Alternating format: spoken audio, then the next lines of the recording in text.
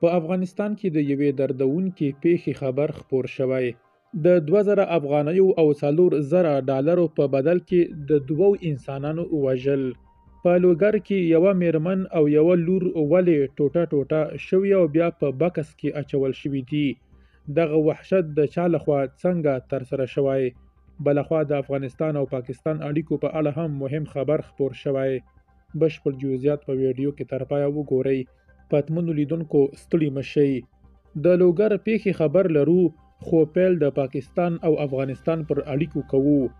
د کابل واکمنۍ تر دې ادعا وروسته چې د پاکستان په پوځ کې ځینې کړۍ غواړي د دواړو لورو اړیکې خرابې کړي، تازه د پاکستان د بهرنیو چارو وزارت هم ورته ادعا کړې ده. دوی په یوه خبره پاڼه کې لیکلي، په اوسنۍ افغان واکمنۍ کې یوه داسې ډله شته چې له پاکستان سره د تقابل او جګړې پلویان دي.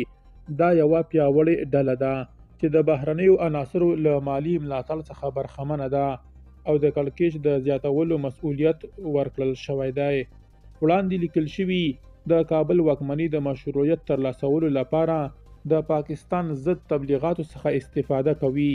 دوی د پاکستان ښه نیت له منځه وړي.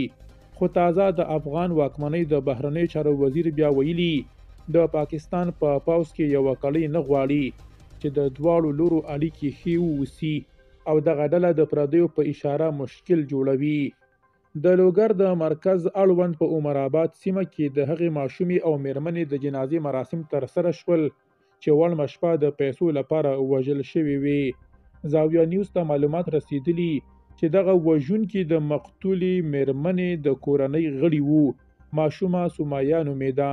یو تن چې دوې میرمنې کړې وې، له لومړۍ یې اولاد نه و او له دویمې څخه یې یوازې همدا یوه لور درلوده. یو وژونکی وزیرګل د همدې دویمې میرمنې ورور دی. دویم چې وقاص نومیږي د یاد کس د لومړۍ میرمنې وراره دی.